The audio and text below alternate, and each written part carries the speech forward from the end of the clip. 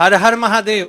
आप सभी लोग जानते हैं कि 25 सितंबर 2025 यानी गुरुवार को पड़ रही है नवरात्रि के पावन पर्व की आश्विन माह की चतुर्थी तिथि और विशेष दिन है, जो आश्विन मास में पड़ने वाली सबसे बड़ी तिथि है। क्योंकि ये आश्विन मास पड़ने वाली है और इसका बहुत ही बड़ा और विशेष महत्व होता है। विशेषकर मेरी माताएं बहनों से निवेदन है, आज की इस कथा से कान खोल करके सुन ले। सब लोग अगर कभी भी मौका लग जाए और आश्विन मास की नवरात्रि के पावन दिन हो और विशेष गुरुवार का दिन पड़ जाए, साथ में चतुर्थी तिथि पड़ जाए, तो आप लोगों को या फिर आपके घर के किसी भी एक सदस्य को यह मात्र 7 चने की दाल, 3 तुलसी पत्ते, 1 दीपक तो अवश्य ही करना चाहिए। इन दोनों का संयोग बहुत ही कम आता है। और जैसा कि आप सभी को पता है, हमने अभी की हमारी पिछली श्री शिव महापुराण की कथा में बताया था कि यदि आश्विन माह नवरात्रि की चतुर्थी तिथि का कोई सबसे बड़ा उपाय है, मात्र 7 चने की दाल, 3 तुलसी पत्ते, 1 दीपक है। विशेषकर मेरी माता बहनों को पता है, देखिए ऐसे मौके बहुत मुश्किल से मिलते हैं, इसलिए आपको इस दिन मात्र 7 चने की दाल, 3 तुलसी पत्ते, 1 दीपक तो अवश्य ही कर लेना है। मेरी कई सारी माताएं बहनें हैं जिन्होंने आज तक इस उपाय को ना किया हो, मतलब इस उपाय को सुना तो होगा कि मात्र 7 चने की दाल, 3 तुलसी पत्ते, 1 दीपक, लेकिन आज तक उन्होंने इस उपाय को किया ही ना हो। तो देखिए, इस दिन आपके पास एक आखिरी मौका होगा। इस उपाय को करने का पूरा वर्ष निकल गया, फिर भी अपने इस उपाय को नहीं किया, तो आपसे विशेषकर निवेदन है, इस उपाय को आपको या फिर आपके घर के किसी भी एक सदस्य को अवश्य करना चाहिए। इस उपाय को करने के पश्चात आपको वह फल मिलेगा जिसकी कभी अपने कल्पना ही ना करी होगी, क्योंकि स्वयं भगवान आपको इस उपाय का फल देंगे। यह मौका हाथ से जाने ना दे। इस उपाय को आज हम आपको बहुत अच्छे तरीके से समझाने वाले हैं। इस वीडियो को देखने के बाद, इस कथा को देखने के बाद आपको कोई और कथा देखने की आवश्यकता नहीं पड़ेगी। पूरी सरलता विधि से संपूर्ण उपाय को सुनिए, किस प्रकार करना है, कैसे करना है, सामग्री कहां से लेनी है और इस उपाय को करने का आपको क्या फल मिलेगा, हम आपको वो भी बताएंगे। लेकिन उससे पहले एक सबसे बड़ी और एक महत्वपूर्ण बात देखिए। हम इस विशेष नवरात्रि में राशि से जुड़ा भाग्य भी बताते हैं और भाग्य में चल रही परेशानियों को भी बताते हैं। तो यदि आपको ऐसा लगता है कि आपके जीवन में बहुत ज्यादा दुख कष्ट है और आपके ऊपर भगवान शिव की कृपा प्राप्त नहीं हो पा रही है, यानी जीवन से दुख कष्ट समाप्त नहीं हो पा रहे हैं, तो आप अपना नाम और अपनी राशि कमेंट बॉक्स में लिख दीजिए। हम अगले वीडियो में आपकी राशि से जुड़ा भाग्य अवश्य बताएंगे। अब बात कर लेते हैं उपाय के बारे में महाराज। तो देखिए, जो अश्विन महीने की चतुर्थी तिथि गुरुवार नवरात्रि के पावन दिन पड़ रही है, यहां महाराज इतनी महत्वपूर्ण होती है कि देखा गया है जो मनोकामना बड़े बड़े पूजा पाठ अनुष्ठान से पूर्ण नहीं होती, वह केवल और केवल इस उपाय को, इस मात्र 7 चने की दाल, 3 तुलसी पत्ते, 1 दीपक, आश्विन माह की चतुर्थी तिथि नवरात्रि का तीसरा दिन के दिन करने से पूर्ण हो जाती हैं। बहुत सारी मेरी कई अन्य माता बहनें हैं जिन्होंने इस उपाय को कर भी है और उनको इस उपाय का फल भी मिला है। जैसे कि हमारी व्यासपीठ पर पत्र आते रहते हैं कि गुरुजी आपके द्वारा बताए गए उपाय को हमने किया और उसका हमें फल भी मिला। तो देखिए, जो सबसे बड़ी और विशेष मां तिथि रहती है, उस तिथि पर यदि उनके विशेष उपाय किए जाएं तो भगवान भी प्रसन्न होते हैं और हमारे जीवन में चल रही परेशानी और समस्या भी समाप्त होती है।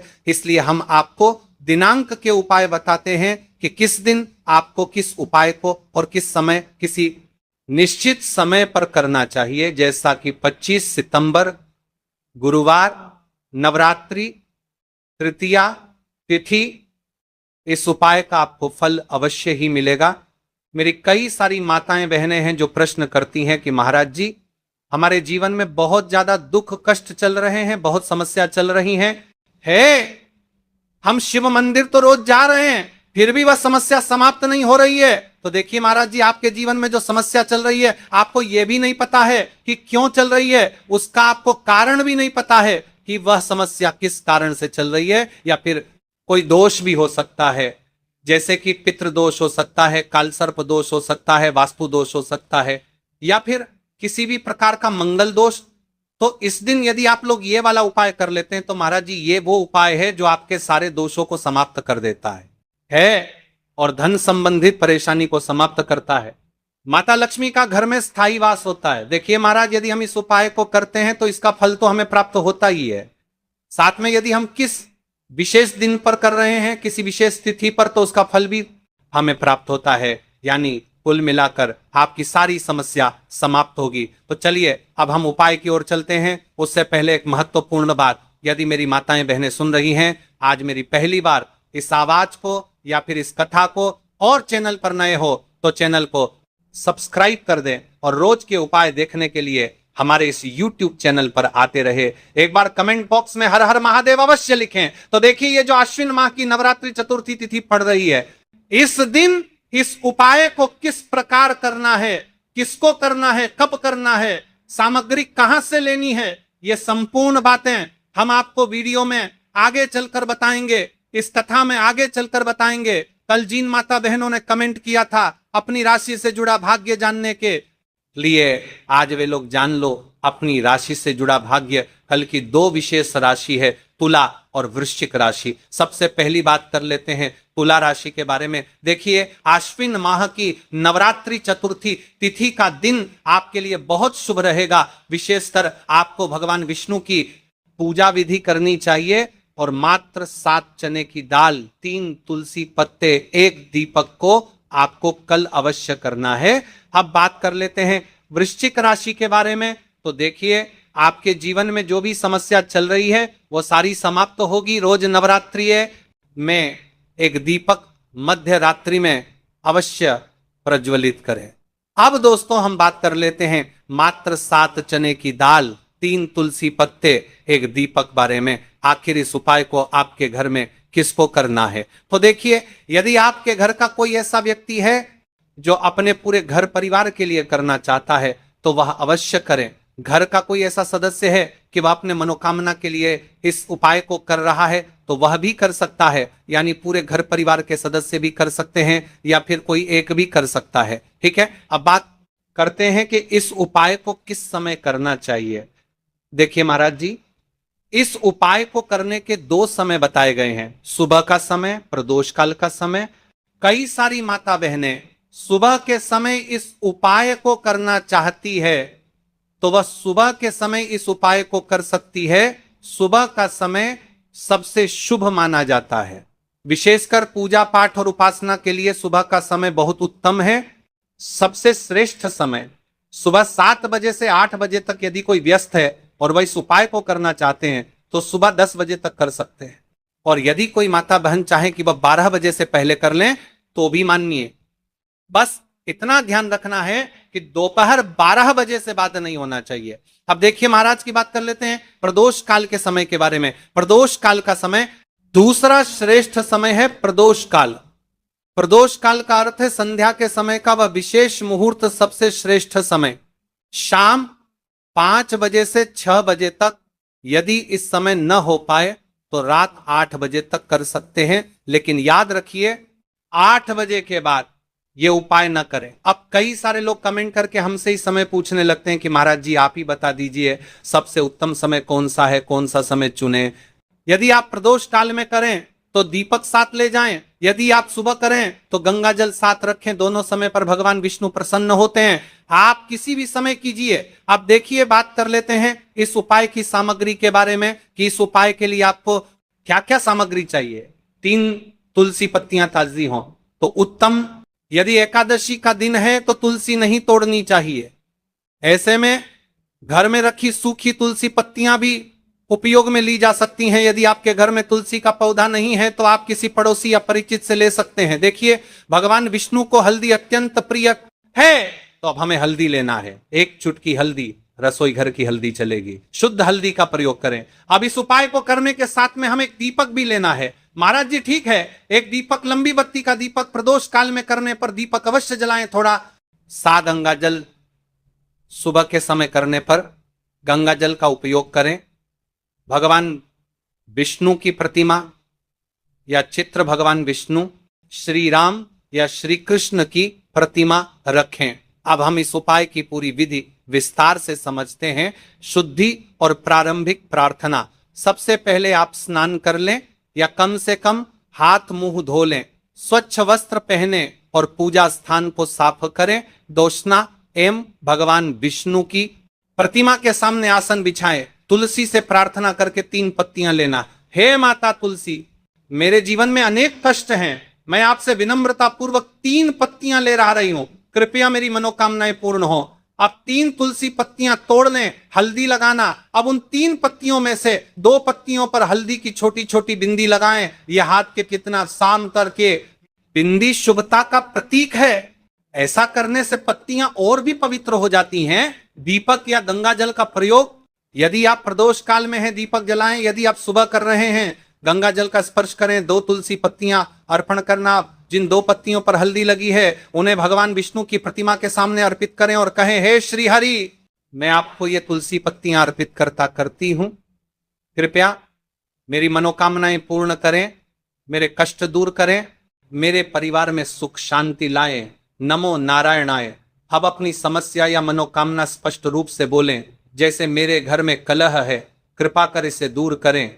अब मेरे बच्चों को शिक्षा में सफलता मिले, मेरे घर में धन की कमी दूर हो। तीसरी तुलसी पत्ती का प्रयोग। अब बची हुई तीसरी पत्ती को आप घर के किसी शुभ स्थान पर रख दें, जैसे घर का मंदिर, धन स्थान, तिजोरी, अलमारी या घर का पवित्र स्थान। ये पत्ती आपके घर में समृद्धि और शुभता का प्रतीक बनेगी। अंत में भगवान विष्णु से प्रार्थना करें, हे विष्णु भगवान, आपने ये छोटी सी भक्ति स्वीकार की, कृपा कर मेरे जीवन में शांति और सुख प्रदान करें। फिर तुलसी माता को धन्यवाद दें। मंत्र जाप। उपाय करते समय आप सरल मंत्र जप सकते हैं। नमो नारायणाय 11 बार या चीस श्री विष्णवे नमः 21 बार उपाय करने के बाद का फल। अब देखिए महाराज जी, इस उपाय का फल क्या होता है। घर में शांति बनी रहती है, धन की वृद्धि और आर्थिक स्थिरता आती है, मनोकामनाएं धीरे धीरे पूर्ण होती हैं, परिवार में प्रेम और करने में बढ़ती है, सौहार्द बढ़ता है, रोग और बाधाएं दूर होती हैं। तो भाइयों और माताओं, यह था 3 तुलसी पत्तियों और हल्दी का उपाय। यह उपाय छोटा है, सरल है, लेकिन इसमें अपार शक्ति छुपी हुई है। श्रद्धा और विश्वास से इसे करें, भगवान विष्णु और तुलसी माता अवश्य प्रसन्न होंगे। देखिए महाराज जी, यदि आप तुलसी के दीपक वाले उपाय कर रहे हो या फिर 7 चने की दाल वाला उपाय कर रहे हो, तो इन दोनों उपाय के साथ में आपको एक दीपक अवश्य प्रज्वलित करना है, 7 चने की दाल। यह वाला उपाय आपको विशेष कर दो प्रदोष काल के समय ही करना, क्योंकि इस समय इस उपाय का सर्वश्रेष्ठ समय बताया गया है। बाकी यदि आपकी जैसी भी इच्छा हो, आप अपने प्रकार से भी कर सकते हो।